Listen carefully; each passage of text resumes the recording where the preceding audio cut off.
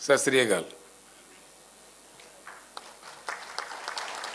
ये कोई खुशी की बात नहीं है, दुख की बात है। अफसोस है कि 75 साल के आज़ादी के बाद हम लोगों को इस तरह के सभाएं करने पड़ते हैं। आंखों में पानी आ जाता है, बड़ा दर्द होता है। आखिर ऐसा क्यों है हमारा देश? इसके बारे में जरूर चिंता करने की जरूरत है। हर चीज के लिए हर किसी को काफी मशक्कत करनी पड़ती है। इसके जड़ कहाँ है, इसका वजह क्या है, इस चीज पे जरूर चर्चा हो, ये मैं दिल से चाहता हूं। हिंदुस्तान के एक शहरी होने के नाते कईयों ऐसे समस्याएं हैं जिनके लिए लोगों को लड़ने पड़ते हैं, मरने पड़ते हैं, शहादत देनी पड़ती है।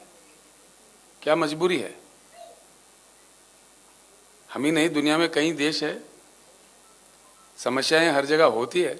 ऐसा नहीं कि किसी समस्या किसी देश में नहीं है, लेकिन हमारे पास जिस प्रकार की समस्याएं हैं इस प्रकार के कहीं भी नहीं होते। खैर, आप लोगों ने जो शहादत दी है, आपके परिजनों ने किसान आंदोलन चलाते हुए केंद्र सरकार को मजबूर करके अपने कानून वापस लेने तक जो लड़ाई जारी रखे, मैं उन तमाम किसान नेताओं को, किसान भाइयों को सर झुका के प्रणाम करता हूं। जो लोग शहीद हुए, हम उनको वापस तो ला नहीं सकते, लेकिन जैसा माननीय केजरीवाल जी ने कहा, माननीय मान साहब ने कहा, हमदर्दी हम जरूर जुटा सकते हैं कि आप अकेले नहीं हैं, आपके साथ सारा देश है। हमदर्दी जताने वाला, फील करने वाले लोग हैं। पंजाब एक ऐसी महान राज्य है, महान धरती है, जहां से शहीद आजम भगत सिंह आज़ादी का जंग लड़े थे। पंजाब ने देश के लिए दो महत्वपूर्ण योगदान दे चुके हैं। एक आज़ादी के जंग में जिस प्रकार का कुर्बानियां पंजाब ने दी है, हिंदुस्तान का इतिहास कभी नहीं भूल सकता। और उसके बाद जैसा मान साहब अपने शब्दों में कह रहे थे, सारा देश जब अन्न के लिए परेशान था, खाने के लिए परेशान था, पहला हरित क्रांति पंजाब में लाके अपने खून पसीना बहा के पंजाब के किसानों ने जिस प्रकार का योगदान देश को अन्न दिया, देश को खाना दिया, ये भी कोई कम बात नहीं है। ये कभी भूला नहीं जा सकता। हिंदुस्तान के इतिहास में स्वर्णाक्षर से लिखित रहेंगे। देश या दिल्ली, इन राज्यों से नहीं, सारे हिंदुस्तान से चलना चाहिए। पश्चिम, पूरब, दक्षिण, उत्तर, पूरे किसान मिलकर हमको लड़ना चाहिए।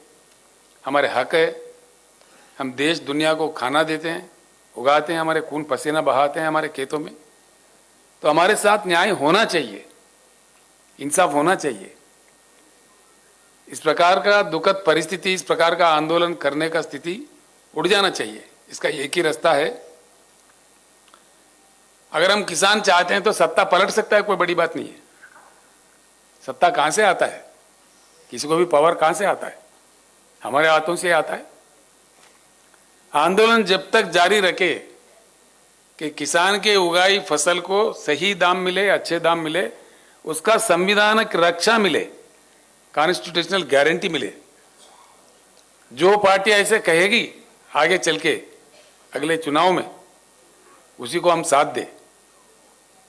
ये आवाज, इस प्रकार का ऐक्यता सारे हिंदुस्तान में अगर हमारे किसान नेता ला पाएंगे, ये जरूर संभव होगा। जैसा हम किसान प्रेमी सरकार जहां जहां भी है हिंदुस्तान में, कई सरकारें हैं राज प्रशासन चलाने वाले, वो सारे भी एकजुट हो जाएंगे। अब के जो आंदोलन चलेगा, हम भी साथ रहेंगे केजरीवाल जी खुशकिस्मत थे, उनके बॉर्डर पे हो रहे थे, उन्होंने खिदमत किया, आंदोलन का काफ़ी सेवा किया, किसानों को बचाने का भी प्रयास किया। अब हम सारे किसान आंदोलन के साथ जुड़ जाएंगे और जब तक लड़ेंगे तब तक हमारे पूरी मांगे केंद्र सरकार नहीं मान जाए तो इस प्रकार का आंदोलन को जरूर समर्थन, पूर्ण समर्थन हम देते रहेंगे। आप लोग आगे बढ़िए, इतना मैं किसान नेताओं से प्रार्थना करता हूं। भाइयों, हम जिन लोगों ने जान गंवाई है उनको वापस तो ला के नहीं दे सकते आपको, बस आपके साथ हमदर्दी जता के कुछ अच्छे शब्द बोलने के लिए, आपके थोड़ा मन शांति करने के लिए आए हैं। सच्चे दिल से भगवान से प्रार्थना करते हैं, जिन्होंने आपके पास आपने ले लिया है उनके आत्मा को जरूर शांति दे, आपके चरणों में अच्छे स्थान दे। और परिवारों से भी हम प्रार्थना करते हैं, जो आत्मशक्ति दे इस दुख को सहने का भगवान आपको सौंपे। इतना कहते हुए मैं अपना शब्द समाप्त करता हूं। धन्यवाद।